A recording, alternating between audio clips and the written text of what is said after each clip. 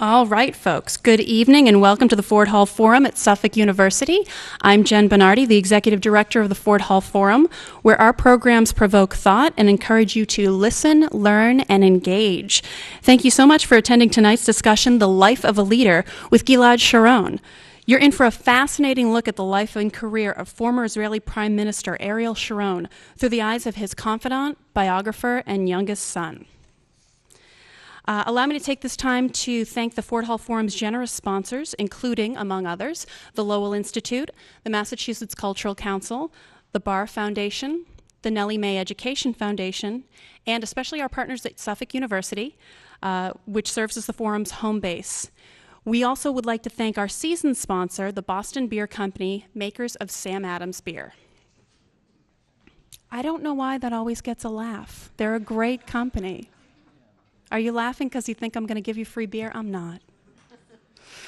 And now, time for the show. Our moderator, Wendy Ballinger, is the principal of Ballinger Consulting, a nonprofit development and organizational consulting firm. Her experience includes a decade of service as the executive director of the Ford Hall Forum, as well as staff positions in both the Massachusetts State Senate and the Institute of Politics at the John F. Kennedy School of Government at Harvard University. Ballinger is co-author of How the Press Affects Federal Policymaking, 6 case studies, with Martin Linsky, Jonathan Moore, and David Whitman. She received her BA and her MA from Tufts University, and she is a proud member of the Ford Hall Forum Board and our board treasurer. Please give a warm welcome to Wendy Ballinger.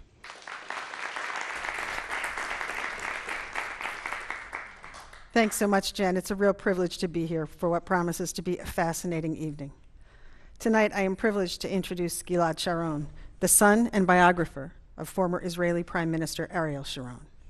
Certainly one of the best known and at times most controversial figures of the modern Middle East. Gilad Sharon has just published a biography of his father, Sharon, The Life of a Leader. Gilad Sharon is the youngest son of Ariel Sharon's 3 sons, and he has been a confidant of his father's throughout his life. Mr. Sharon holds a master's degree in economics and is a frequent columnist for an Israeli newspaper. A major in the Israel Defense Force Reserves, he currently manages his family's farm.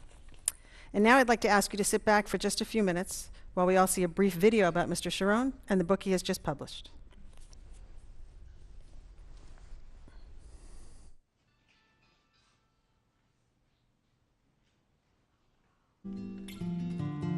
Well, I would get a phone call from the Prime Minister office, and the secretary would say, the Prime Minister wishes to know how many calves were born today. But I would deliver frequently the information. It was the rain amount that fell that day, and he was in the middle of dealing with terror and fighting. So we had a moment of feeling from, something from the farm, warm feelings from home.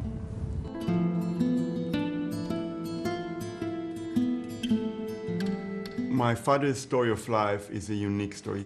I would say it's a biography that could have filled, 100 people's life. He managed to do so many things in so many fields. And a huge story like that, by nature, should be told. Since there's no person that is closer to my father than myself, that gives me a unique point of view.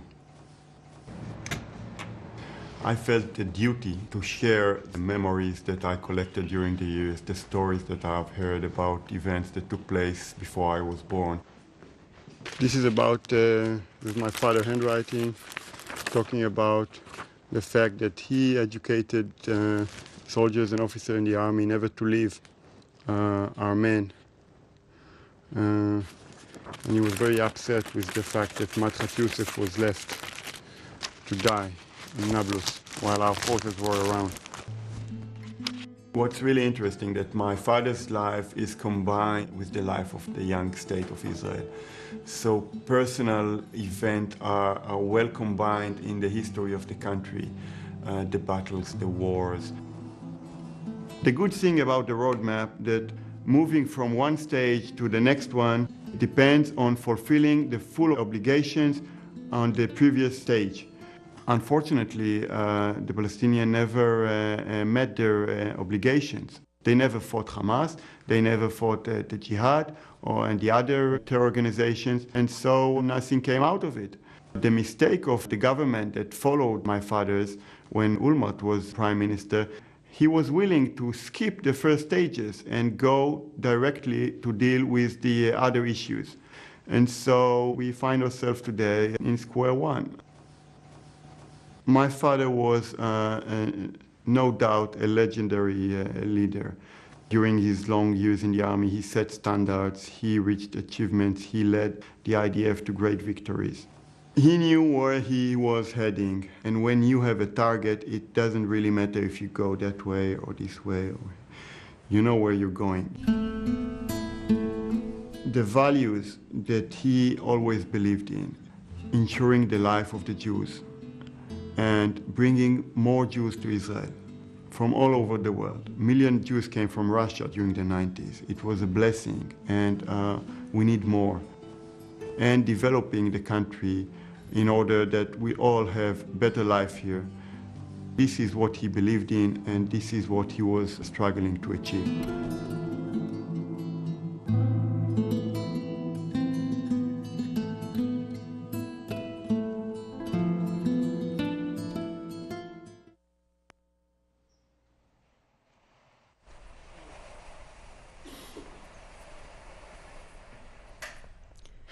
And now it is my privilege for the very beginning of this evening to begin a conversation with Mr. Sharon. After I've had a chance to ask some questions, and he and I have talked a little bit about the book, we'll open it up to your questions.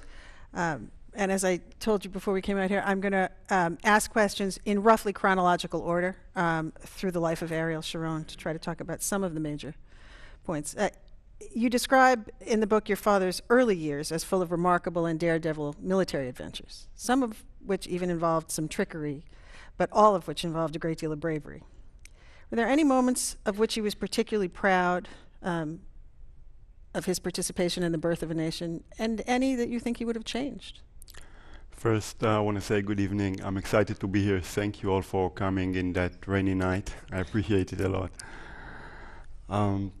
You're talking about, sorry, would you repeat the question? As the country was being born, Yeah. your father was a key part of a number of military operations, which you describe his personal bravery. But looking at it from this perspective, are there things that he was particularly proud of, that he talked about a great deal when you were growing up, and also things you think he may have regretted in those early years? My father could have been a farmer. Maybe he would. He could be a writer. His imagination and his abilities might have been going in another direction if Israel would not be attacked again and again. So actually this was not his first choice. He never thought of himself in the early years as someone who is going to have a military career. His first love was farming, and that's true. I remember our endless drives in the farm, driving between the sheep and the cattle. Now, my father had very hard time parting from the animals, even when they were not productive anymore. So I would say, Dad, if it would be up to you, we'd open an old age home for sheep and cows that do not give birth nor milk. He would just say, oh, just give her another chance. So if you ask me if I would say this was not his first choice.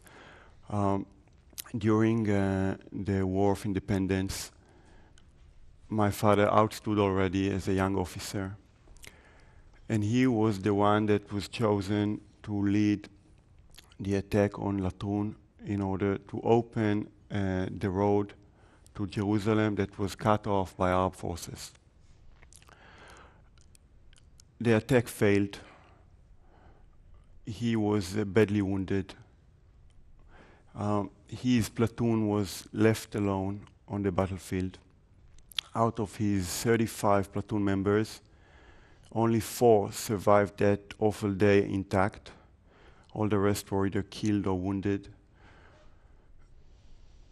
And he himself, he was left alone on the battlefield, badly wounded. His story of survival is no less than a miracle.